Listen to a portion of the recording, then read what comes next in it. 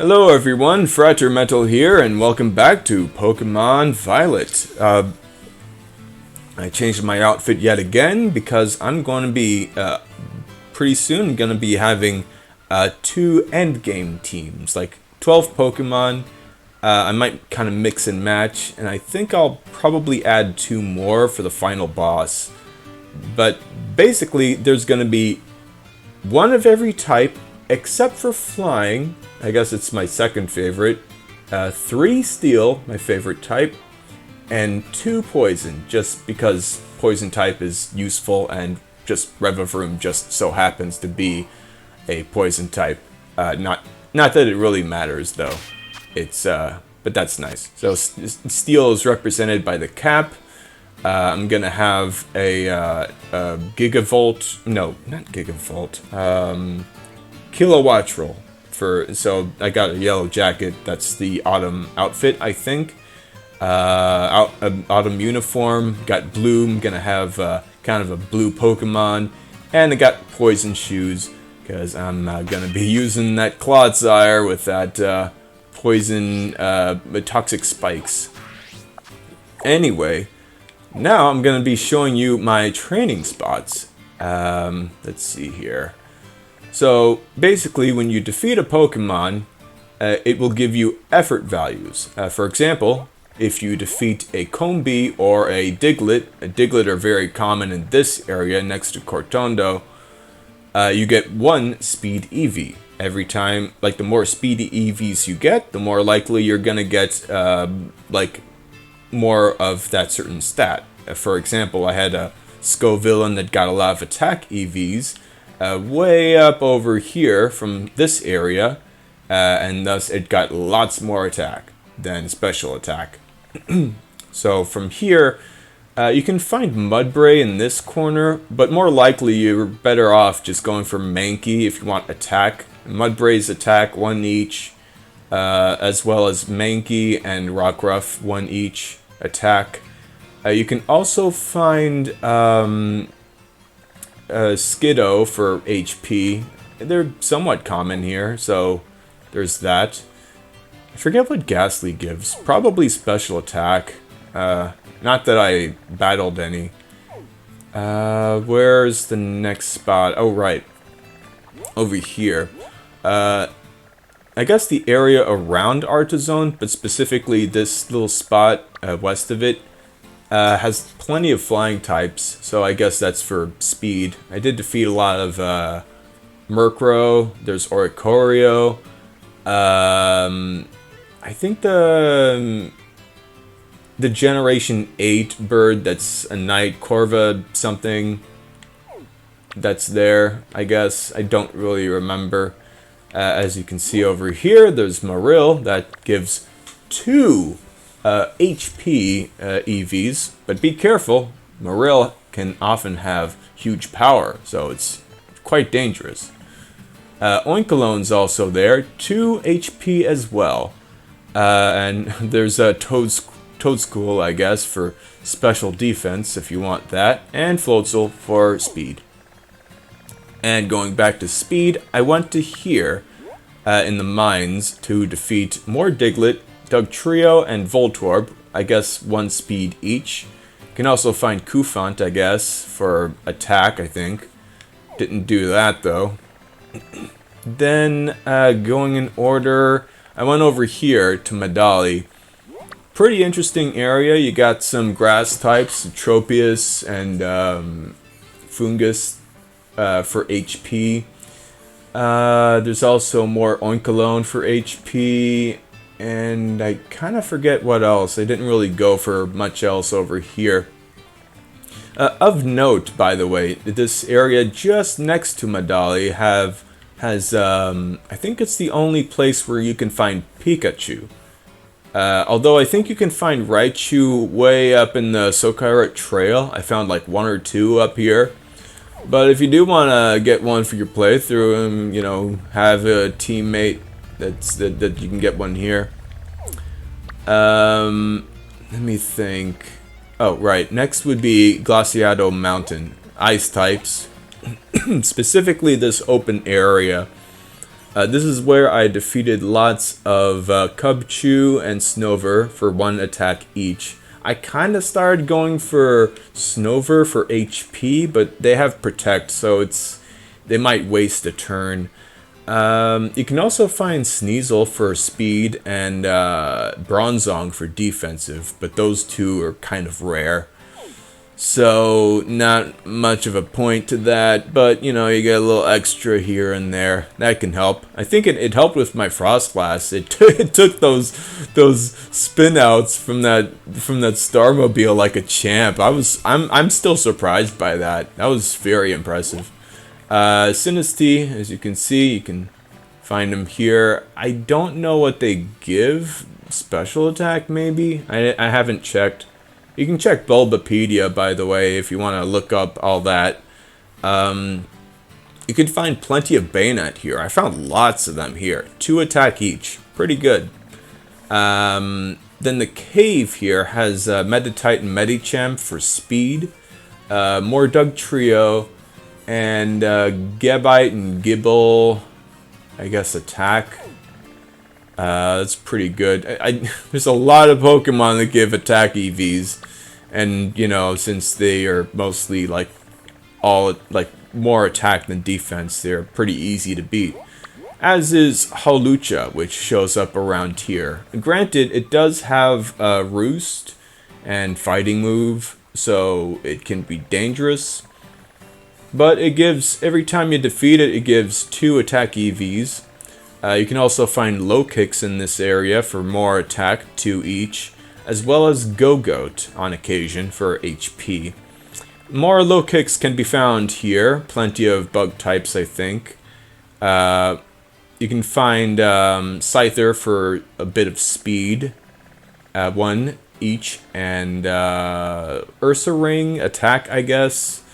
And I guess I fought a few of these Noibats for speed, but I didn't really do that, not a lot. Over here, by the way, is Bisharp, 2 attack each. That's actually extra important, as I will show you in a minute. But first, I'm going to show you this spot. So as you can see, there's Slowbro and Slowpoke. Slowpoke is the best to want to fight out here because they're easy to beat, and they give 1 HP EV every time you defeat it. You can also go into the lake itself for Dondozo for 3 HP EVs, but the lake tends to be very slow. Like, the game slows down a lot, so I don't recommend that. But they do give a lot of experience. Then beyond that, you can occasionally find a Staraptor in this area. 3 attack EVs each. So that's pretty good. Kind of rare though. I forget what else. I think that's basically it. Those are the Pokemon I went for my training to make my Pokemon strong. The exception being this Lurantis, which I just caught, and I don't think I did anything with it. Let me see, I think I defeated, like, maybe 1 thing with it. Yeah. But, now, speaking of my playthrough, before I do a recap, I have a few more things that I have caught and such to show you. So that's going to be something. I hope I'm doing this quick enough. Hopefully less than like half an hour. Let's see here. Okay, so this is right after defeating Airy. So the thing about Bisharp, if you want to evolve it, you gotta defeat other Bisharp. Best way is with low kick, powerful move, quadruple effective. Bisharp's kind of heavy, so that works out pretty well. Barboach is cool. I didn't find it much. Kricketune is weak. I don't know why it's in that bamboo forest. Fire Blast, great move. There's the Bisharp. So if you see a Bisharp like this, it will be holding a King's Crown, I think. And if you defeat 3 of those like that, like this, then Hex, good move. Your Bisharp, but which defeats them, by the way, will evolve into this, and that's a great Pokemon. I'm actually going to have that removed because Sunny Day is not that useful. Good move, cool Pokemon, kind of rare, kind of rare. Great move, I guess. I don't have a lot of use for it. I'll use it once or twice.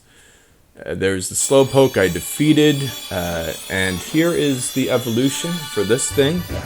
At first I thought it was like a level up thing, but it actually makes a lot more sense because the, Crabrawler becoming this becomes an ice type, thus filling my ice type quota. Learning Ice Punch. However, mine has Hyper Cutter, so it doesn't have like the punching ability, which is fine, I'll just have it use Avalanche, and I had to use an Ice Stone for that. Wild Charge, good move. This screenshot I took just because the Dratini is cute, and I like it sitting on the chair. Swords Dance, great move, very important, right next to the lake. I think, yeah, it's on the east corner of it. Figured I'd defeat a Vaporeon. I mean, I thought it would be more of a challenge. I thought these terastalized Pokemon would be higher level than the ones around them, but I guess not really. Oh, and that's a funny thing. When it goes down to a quarter HP, you can't bring it down to below that, because then it has to do that animation of losing the Terra thing. Water Pulse, pretty good move. There's actually extra good for a certain Pokemon. Bulldoze is okay, I guess. I mean, it reduces speed. That's nice. There's that pot I think I mentioned, maybe. It can evolve the Sinistea, yeah, which I caught. I figure I'm not gonna use it, but I figure I'll trade it to Baseball Boy. Maybe he'd like it. It's got a pretty cool ability. Like when it gets hit by a physical move, it speeds up a lot. So that can be quite useful. And beyond that, it does have Mega Drain, which is nice. But beyond that, it's okay.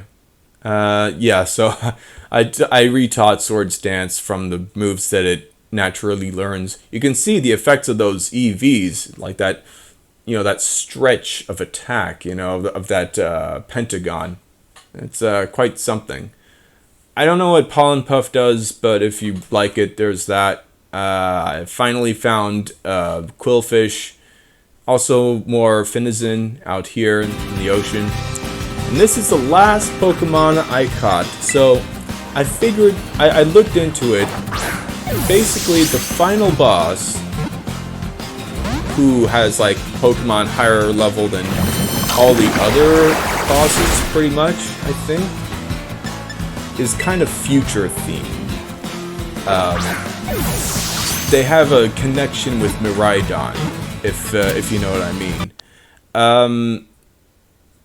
So there's that, and I just figured that Clodsire is kind of like an old kind of Pokemon based on an old animal, so there's that.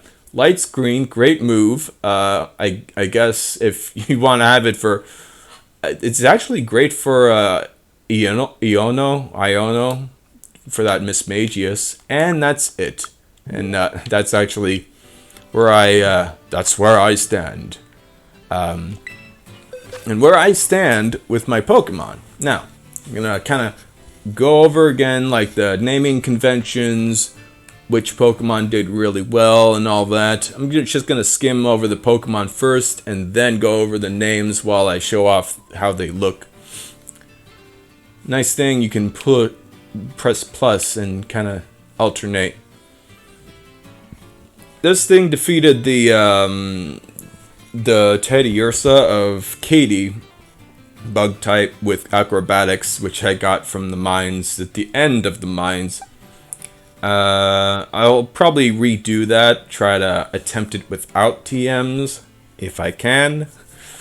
I'll probably find a way. Hoppip for sleep powder. Bounce Sweet Rapid Spin.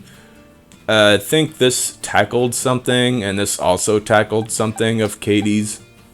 Then these two just took care of the Titan Cloth, Growl, and Double Kick.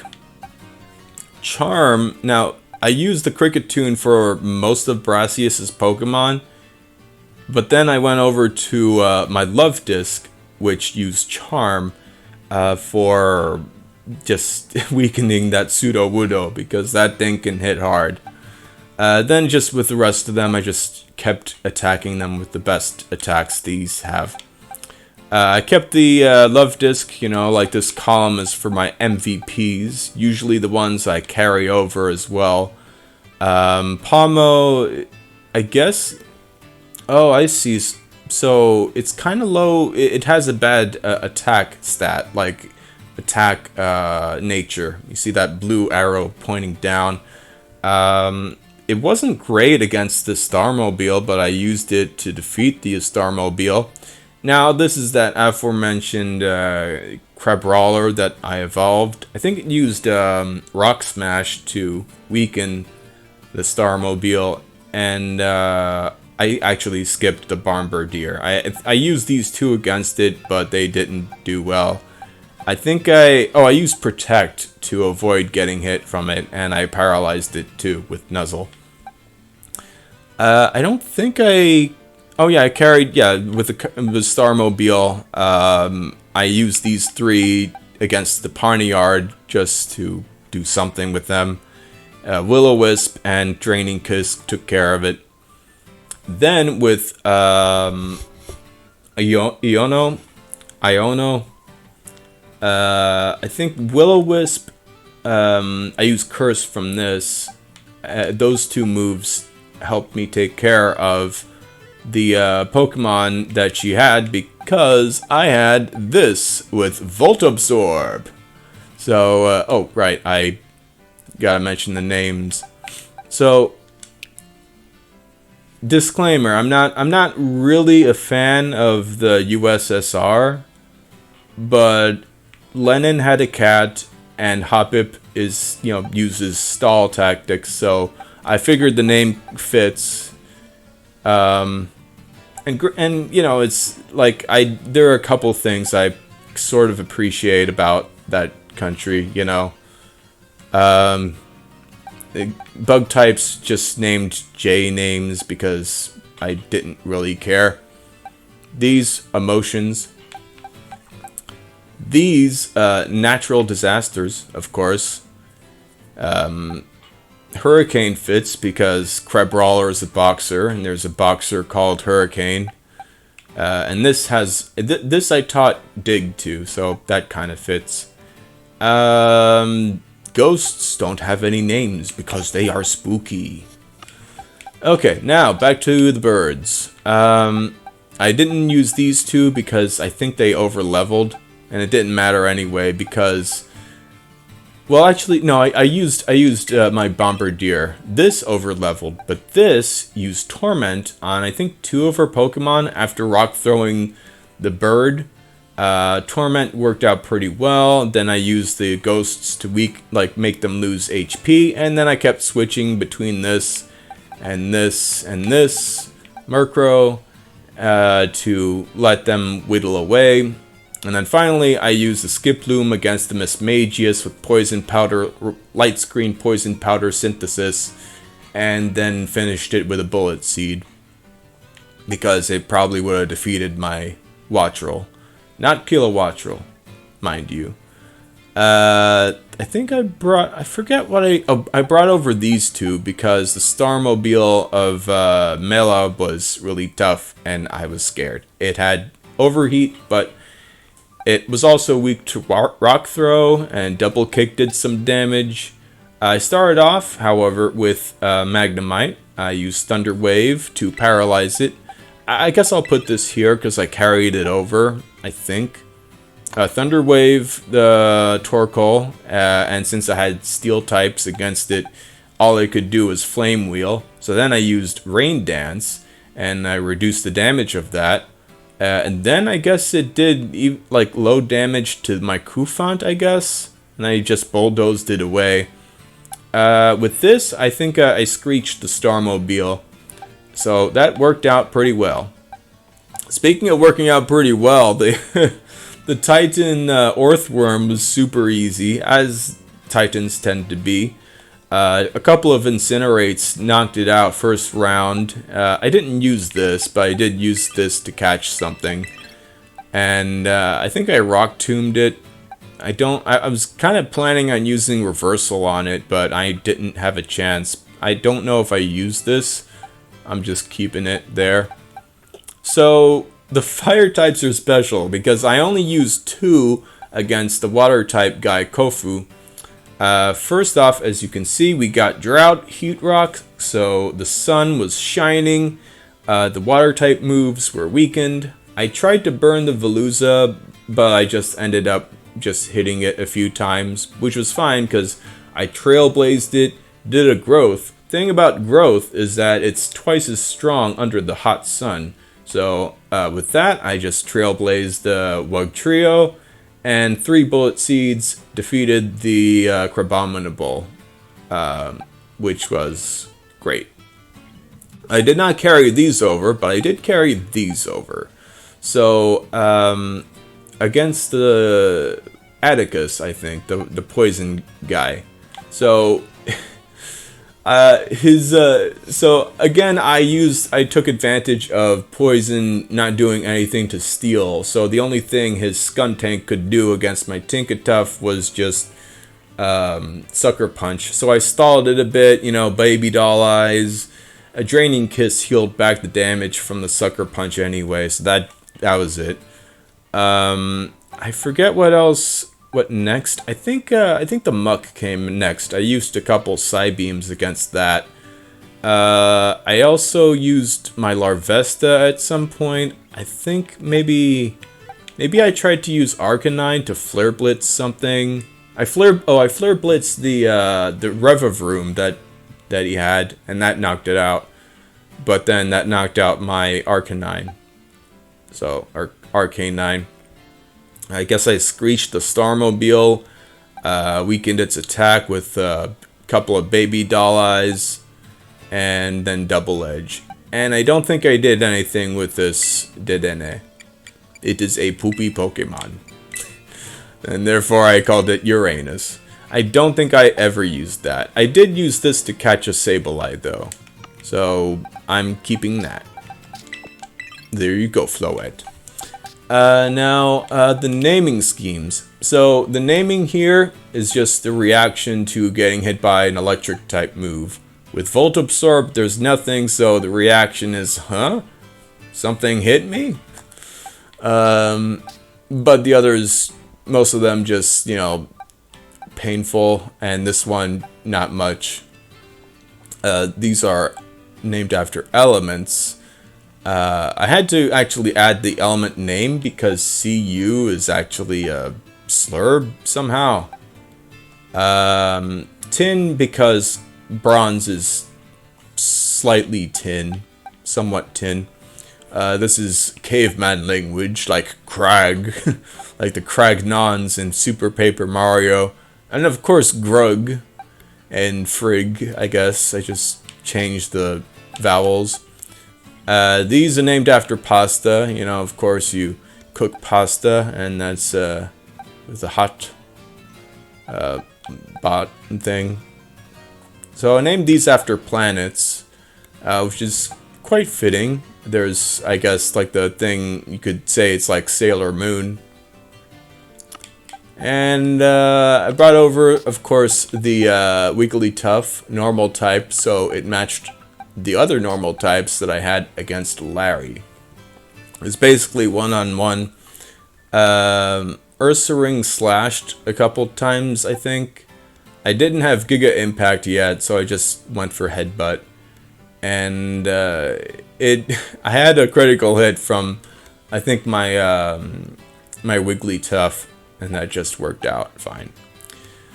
So these two actually really picked up the slack from the psychic types here because they didn't stand a chance against the ghost types of Rhyme or Lime in other languages. Bellybolt. So I overleveled these 2 Pokemon, but these 3 took care of the Titan, the Donphan thing, Iron Treads in this case. Chilling Water defeated it after a good Lumina crash. I think I swifted it once, and I didn't use this, but I figured I'll keep it for the League. Then I have lots of poison types.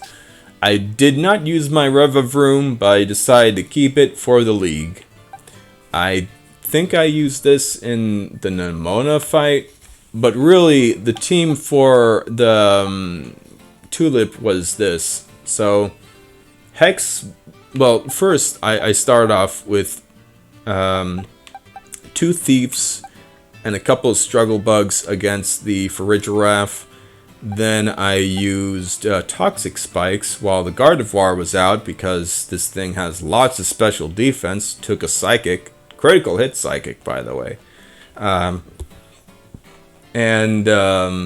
way the Hex from this defeated the Espathra and brought the other thing, the last one, to critical HP, which then this defeated. I don't know what my Toxtricity did. I'm just gonna keep it because I don't really care. I'll just put it over here with the electrics. Then for Grusha, I only had ground types. Not this Toedscruel. I just put that there because it's ground, and I don't really have a better place for it. But I did have a Clodsire, Toxic Spikes again, because the Frost Moth was a special attacker. And with that, I used Dig a couple times, or once, to get some toxic, like, poison damage in. This took a hit, did a heavy slam against the Bay Arctic. This took a hit, bulldozed the Satitan. And then I was left with this, doing some, not toxic, but Yawn, and then Aqua Tail, a couple Aqua Tails. Yawned the Altaria, that is, yet again. And then I just decided, you know what, I'll just finish it off with this. I don't know if I think I grinded this instead of another Pokemon that was supposed to grind. I'll figure that out later. I finished off the Altaria with the Dragon Claw just to humiliate Grusha with the Dragon Ground thing. These are named after just animal names, but this is a shiny, so it's the pig. These are just synonyms for a head. Not a really inspired naming scheme, I know, and I don't really care. These are named after computer parts, so there's that. And then these kind of fit the naming scheme of my Hauntykins, the hunter I got traded in, I think, Levincia. And so I just kept up that naming scheme for the rest of my poison Pokemon. And there's that. And then these were named after British cities because the Quagsire has to be, like, the non-Paldean Wooper you get traded is always going to be with that sort of name, like named Manchester, so I called it that. Called the rest of them like that. I think I carried over this. I retaught it a Toxic. Actually, Quagsire has Toxic naturally. Oh my, this is already about 30 minutes. Well, maybe I'll split it in half or something. So, Quagsire has Toxic. Great move. It naturally learns that. I think I Toxic'd something. I don't know which ground type I kept for. Probably Liverpool, do a heavy slam against a fairy type. Mostly I used these against it. I had a... So I think this did a comeuppance against the the dog, the bred dog. This did a fake out against it to help out with the poison damage. And then this actually did metal sound against the Starmobile, which then led me into doing a flamethrower to knock it out. I carried over this, I think, and I guess the Bisharp. Well, not Bisharp. In that case, it was just a Poniard, but I think it evolved into Bisharp by the time I got to the dragons, I guess, against the false dragon titan. This dragon clawed it. I don't think this did anything. I don't even really remember what if these did anything. I did not use this, but again, this is going with my Clodsire to be the ancient things, because Ichthyostega is, I think, the scientific name of the first kind of amphibian, the first amphibian, basically.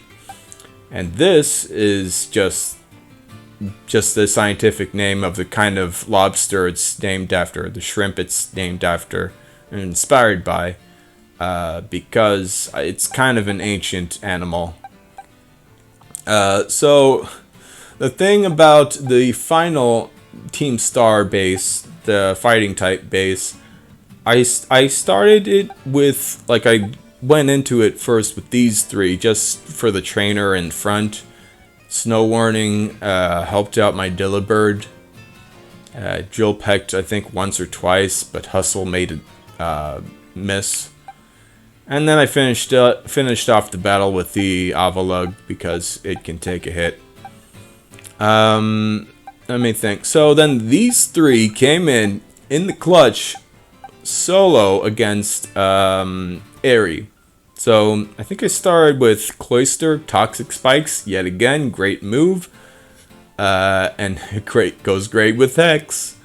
So I think I defeated 2 of her Pokemon with Hex, but she did have a Lucario. Well, I think I defeated 3 with Hex, but the Lucario had to be defeated with 2 Air Slashes. The other moves were just, kind of backup, just in case, maybe I could stun it. I stunned it with the Air Slash, but I didn't stop the Lucario with Attract and Stun Spore. Go figure. Then the Starmobile, I was scared because of that, but then I realized I could teach Psychic, and 3 Psychics defeated the Starmobile. I think maybe, as I mentioned, I defeated it with this. Yeah, it doesn't have great defense, so somehow it took a spin out, which was half damage because of a berry, and then another spin out, and that was it. Okay, now time for the names. This, of course, fictional villains.